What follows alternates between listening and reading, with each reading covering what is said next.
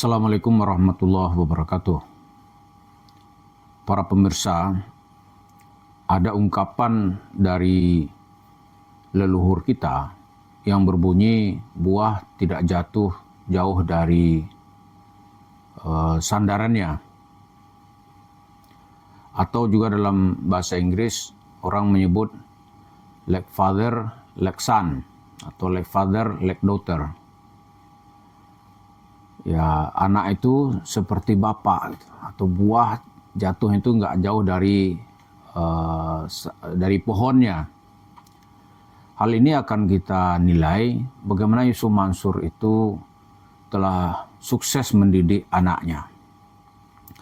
Orang lain sukses tentu membanggakan dirinya, misalnya seorang pengusaha, konglomerat bisa menjadikan anaknya juga seorang konglomerat. Maka dia akan berbangga, generasi pelanjut saya sudah ada.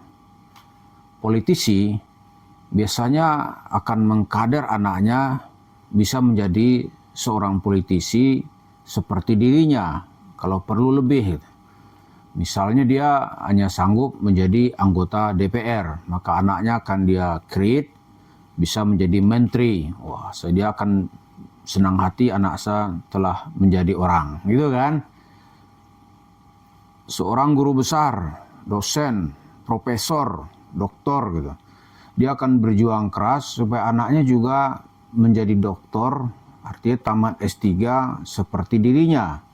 Lalu mempunyai pekerjaan yang mapan dan masa depan yang insya Allah cerah. Maka dia akan bersenang hati. Yusuf Mansur nampaknya juga nggak mau kalah. Dia pun mendidik anaknya seperti garis yang ingin dia lakukan. Dia ingin menjalani hidup seperti yang sudah dia jalani, begitulah anaknya ingin dia didik. Kalau jalan yang dia tempuh dikecam orang itu lain soal. Mau dimaki orang lain soal. Kalau dia tadinya ya bisa meraup uang masyarakat dengan cara mudah, itu pun rupanya diajarkannya kepada anaknya. Jadi ada dua, misalnya wasiat Yusuf Mansur kepada anaknya Wirda Mansur. Kan dia bisa manggil anak itu dengan kakak. Kakak, itu yang paling gampang cari duit itu menjual atau jualan agama. Jadi ibarat kata walaupun kita ngerampok, nipuin, garong, kita tetap dihormati. Wah, itu kira-kira. Jadi kerjaannya kerjaan merampok, menipu, tapi ingin tetap dihormati, kalau perlu ingin tetap jadi wali. Wah, ingin kalau dapat undangan haji dari pemerintah Saudi, itu jadi bahan promosi gitu. Wah, ini tanda orang benar gitu.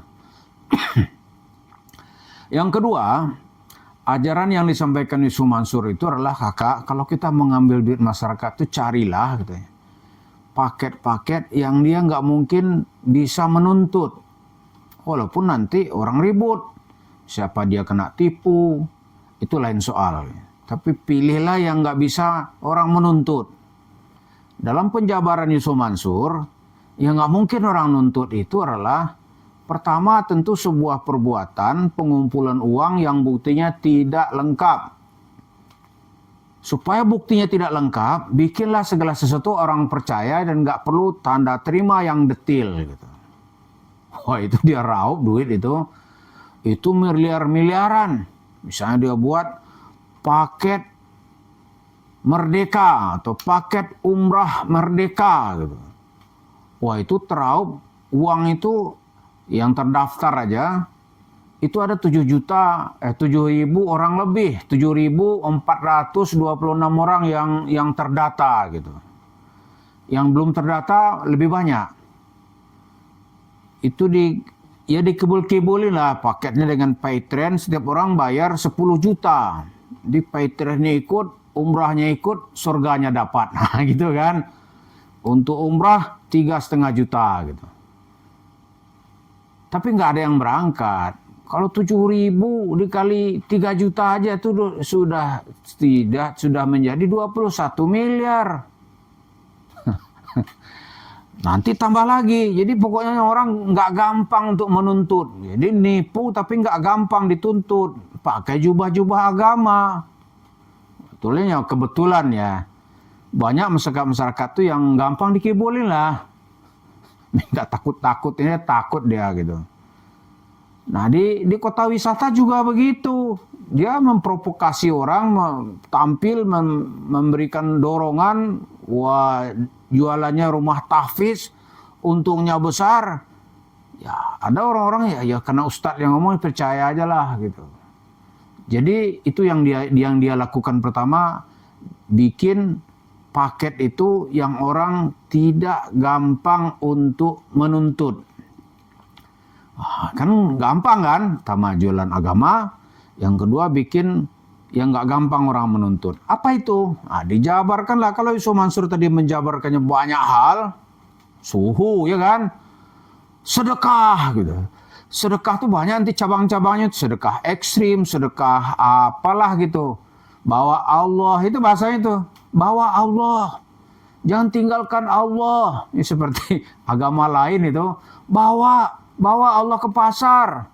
Ya kan? Nanti biarkan Allah yang bayar. Biarkan Allah yang beli ikan. Biarkan Allah yang ngantar ikannya pulang. Suruh malaikatnya sekalian masak. Kalau agak pakai akal kita beragama ini bahasanya orang sinting. Tapi ya Yusuf Mansur nggak peduli dia. Nggak peduli dia. Yang penting paketnya ini nggak gampang untuk dituntut. Di orang sedekah misalnya 150.000, sedekah 200.000, sedekah 500.000, sedekah 1 juta. Itu nggak ada bukti. Terus menuntutnya bagaimana? Ini kesulitannya. Yang kedua orang juga malas kan. Kalau ketahuan pun nanti dia malas itu. Kecuali jumlahnya besar ada bukti. Itu lain lagi perusahaan hukum dihadapi. Dia lawan itu oleh Yusuf Mansur. Karena inti pertamanya bukan untuk tujuan Islam, untuk kepentingan pribadi.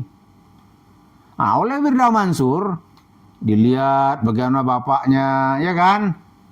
Dia panggil ayah, panggil papa, saya nggak tahu tuh. Diliatin sama dia tiap hari, oh gini. Mula-mula diliatin bagaimana sedih-sedih di depan kamera gitu. Dia pun berlaku sedih di depan kamera. Anak kecil kok, tapi orang percaya itu. Omongnya, saya mimpi ketemu Abu Bakar. Apa urusan gitu. Terus ketemu Abu Bakar tuh gimana? Lalu tuh sedekah 50 juta pagi-pagi, sore-sore sudah dibalas, dapat mobil BMW yang harganya 1 miliar lebih. Orang-orang yang dengar ini percaya gitu. Itu satu. Kemudian dijabarkan lagi oleh Wirda, ya kan? Apa jabarannya? Dia bikinlah namanya, dulu ada paket kripto itu, saya nggak detail ikutnya. Paket ini bangkrut, dia bangkrut atau apa nggak ada tanggung jawabnya. Itu berapa dia dapat duit nggak tahu. Lalu dibikinnya seperti kalau Yusuf Mansur membuat tadi paket umrah merdeka, Wirda bangun komunitas, ya kan? Komunitas milenial anti bokeh. Itu bahasanya. Lu pengen bokeh enggak? Orang kan bilang enggak lah. Pengen enggak kaya? Pengen. Komunitas milenial anti bokeh diprotes. Pada 2020 lalu, Wirda mendirikan komunitas milenial anti bokeh atau MAB. Komunitas ini mengajak anak muda untuk mengembangkan bisnis mereka sekaligus menjadi tempat berbagi ilmu. Syarat bergabung untuk masuk ke komunitas ini adalah dengan masuk ke dalam grup Telegram berbayar dengan harga sekitar Rp100.000. Bukannya mendapat bimbingan untuk mengembangkan bisnis sesuai dengan yang dijanjikan, para peserta mengaku tidak mendapatkan bimbingan apapun dan malah diminta untuk belajar sendiri. Pada akhirnya, peserta merasa dirugikan karena membayar sesuatu yang sia-sia. Pengen nggak nih? Tapi ada kosnya dikit. Berapa? Dalam gugatan orang tuh dia membayar 100.000. Ternyata terjerat 90.000 members. Kalau 90.000 orang dikali 100.000 itu 9 miliar. Wirda foya-foya dengan uang begitu, dituntut nggak ditagih, dia nggak akan kembalikan, nggak ada dia kembalikan itu. Apalagi pakai legal, Allah, dia ada kebal gitu-gituan. Itu kalau paketnya itu sekali bayar itu nggak tahu apa 2 bulan, apa 3 bulan gitu. Kemudian paket berikutnya kan bayar lagi orang. Cuma mereka belum mau ngaku. Oh 9 miliar lagi misalnya kan. Mungkin lebih. Lalu dia nanti cerita berbual-bual lah kalau kata orang Malaysia. Bohong-bohong dikit. Dikasih balasan oleh Allah. Ini datang rezeki dari Allah. Bawalah Allah. Ada Allah. Bismillah. Gitu-gitulah. Itu kan namanya. Ya apa bedanya dengan orang-orang yang sekarang bersandiwara tuh, kami dari pesantren, nggak ada Al-Quran kami sobek, tolong dibantu. Di bawahnya ada nomor rekening gitu. Ya kan? Dari Mahat Tahfiz Quran. Jadi itu yang dilakukannya.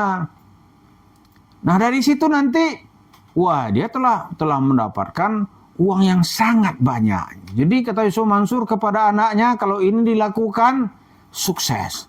Kemudian bumbui sedikit dengan cerita-cerita sekolah. Oh, dia sekolah di empat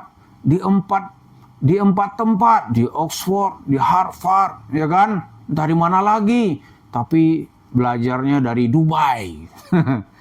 Terserah orang berjalan. Yusuf Mansur sudah sukses mendidik anaknya seperti dia. Kalau dia nanti masuk penjara karena penipuan, maka anaknya ini juga akan sukses mengikuti garis bapaknya. Inilah contoh yang dilihatkan oleh Yusuf Mansur dan dia nggak malu-malu gitu.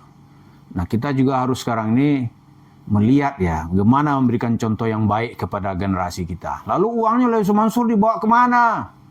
Wirda Yusuf Mansur mungkin dia berkolaborasi membangun investasi ya. Warung steak dibangun ya kan, warung steak and shake. Ini rezeki dari Allah. Padahal hasil dari ngibulin orang. hasil ngibul. Dibilang rezeki dari Allah, ada Allah. Gitu-gitu kan. Mudah-mudahan pelajaran dari Sumansur ini kita lihat. Itulah Wirda sekarang dengan sosoknya yang baru sudah menjadi metamorfosa bagi bapaknya gitu. Terima kasih. Assalamualaikum warahmatullahi wabarakatuh.